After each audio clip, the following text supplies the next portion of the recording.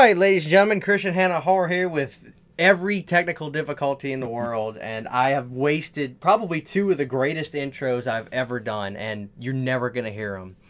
So with that being said, it's 1996. Michael Jordan has come back to the Bulls, or maybe he had already come back to that point. I'm not sure. Jerry Maguire came out. Jerry Maguire came out. There may have been some other movie. Bill Clinton was president. Yeah. Had he been caught cheating yet? I don't think so. In the world of movies, this is what this list is about. We all know there's a certain movie in 1996 that it's going to be brought up. Let's just put it like that, and we're gonna get to that point. But let me just get this going. I'll start this. Number 5 for me. I'm proud to put The Dentist on my list. Look, you know, there is still a very much vibrant home video type horror movie in this year from the research I've done, and I'm making this video at this moment in time, and at this moment in time, the movies I'm digging are these type of movies. And The Dentist was absolutely hilarious. It was, you can imagine there'd be a couple scenes in there that are high tension, you know, just with this kid sitting in the chair and the dentist with the needles in his mouth, and you could, the whole movie's just like, oh, but it's funny. It's actually really funny. In the vein of a Leprechaun type horror movie, if you will, and it was just fantastic. So I loved it. The Dentist, I think it was directed by the great Brian Usna, who also did Bride of Reanimator. He did Return of the Living Dead 3. So a good director doing a fun project like this. So that's my number 5 with The Dentist. So go ahead, Tommy. My number 5 is a movie that a lot of people kind of look down on, and that's Hellraiser 4. It's actually one of my favorites. Besides the first two, but I like the origin story. The space stuff is kind of a little too far at times, but I don't know. It's just one of my favorites, and it's a nostalgic thing for me too of when I saw it and who I saw it with. But it's a movie I really dig. Actually, I believe directed by Kevin Yeager, but he didn't want his name on the credits. He went under an alias, right? Right, he went under the Alan Smithy, which is what a lot of directors do when they don't want their name on the movie. Which I can't understand that either, because quite honestly, the first 4 to me, I mean, you know, are classic. And in 1996, Hellraiser coming out in what, 87 or 88? It's some time's gone by, but Hellraiser 4 visually I think is a fantastic movie, and it's because it's directed by Kevin Yeager. Yeah, and I love the origin story stuff. Like if it would have been just that, I think anytime you take a horror movie into space, it can get kind of tough, and people just don't really dig that. But yeah, that's my number 5. My number 4, Tommy, I don't even know if you've seen this movie. I watched this movie today in preparation for this list because I said, I don't know if I should put this on here, but I watched it this morning, had a blast. Another home video rental type movie. That is Pinocchio's Revenge. Absolutely love this movie. I can see by your face. You're like, what? I've never seen it, but I've always seen it in video stores growing up. Honestly, it is child's play meets some sorts of Pinocchio. It's actually played straight. It's goofy, but right here. I'm gonna put up a picture of the Pinocchio puppet in this movie. Creepy. It's a big, solid wooden doll whose eyes always look to the side. What's great about this horror movie is something that you don't see. Pinocchio kills children in this movie. Wow. There's a scene where Pinocchio pushes a girl in front of a school bus, and the school bus runs over a girl. Just whatever. I had it on Laserdisc. Had a blast. Check out Pinocchio's Revenge. That's my number 4. Awesome. Is there any sequels to that? No, there should be. There should be a franchise. Right. My number 4 is From Dusk Till Dawn. It's a movie that it's a tale of two movies, most people say, because the first half of it is very much a Tarantino type film. It's written by Quentin Tarantino, and the second half is like the vampire stuff. But I probably enjoy the first half more, which really isn't horror, and that's maybe why it's not higher on my list. But it does have Salma Hayek in it, and that's all you gotta say. Yeah, Tom Savini with the crotch gun. I mean, you can't go wrong with that. Here we go, guys. My list is kind of seeming a little silly, but my number 3, another home video movie that I watched, was not expecting it to be anything like it was, Rumplestiltskin. One of the most fun movies. Kaylin came over, we watched it. We were just laughing hysterically, having a good time. First off, bringing up the great Kevin Yeager again. Kevin Yeager did the The Really? makeup for Rumpelstiltskin. When you think about it, I'm thinking, okay, this movie is going to be somewhat of a spoiler if you guys haven't seen this, but I'm thinking, okay, this is going to be some kind of goofy medieval movie, and, you know, Rumpelstiltskin's going to be hiding kids running in the woods, yada, yada, blah, blah. Fast forward about 25 minutes in this movie, Rumpelstiltskin has hijacked an 18-wheeler, is chasing a guy in a Jeep down, yelling profanities at him. One of the funniest movies I've ever seen, directed by the guy who did Leprechaun. Number 3, okay, 1996.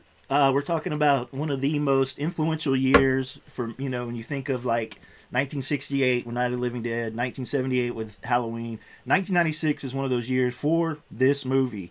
And of course, I'm talking about Scream, and it's only my number 3. I know, it's Number crazy. 3! I love it! I love it! Me and Christian just talked about this movie, and I hadn't really thought much about it. And I was trying to think of why I didn't think about it or more. And it's kind of like a band that you really enjoy, and then they get super popular, and it's almost like overexposure. That's kind of how Scream was for me, because you had the sequels, which each one wasn't as good. You had the scary movies. You had the other movies that kind of went with that formula.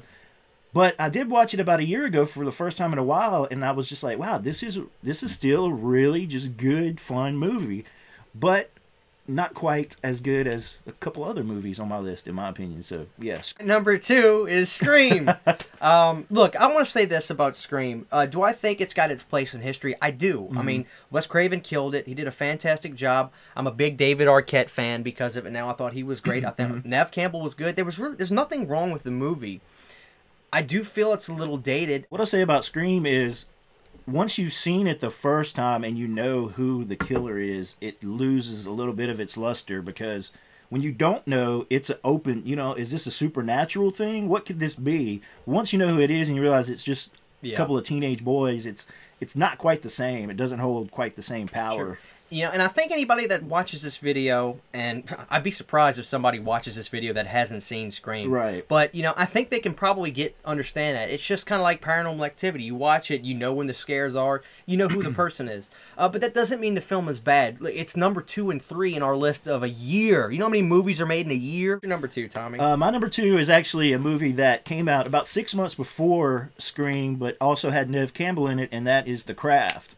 I think it's a great, fun movie. Another one of those where a lot of it is about where I was when I saw it the first time. It just means a lot to me in, you know, a nostalgic way, but I think it's a great movie. That and Scream both kind of set off, you know, what became what is really more credited to Scream, but I think it played a part in that too also. Just a great cast, a great story, and yeah, just a really great movie. I'm going to say my number 1, and just you can let me know after I say it if it's your number 1. I want to preface my number 1 by saying the guy that stars in this movie, I read his book. I think he's a gem of a human being. He's done some of the most incredible movies of the 80s, period. Directed by one of the greatest directors ever, period. It's a great comedy. It's a great horror movie. It's got great special effects, and it's got a great story. And it's number 1 in 1996 to me, no matter what anybody says. I'm just kidding. Everybody has an opinion. But to me, number 1 for 1996 is The Frighteners. Yep, absolutely. That's my number 1. There it is. I just had a feeling. We talked about this before, and we were like, is Scream your number 1? You're like, no, there was one other movie. And I was like, me too. But let's just get into this. Look, The Frighteners...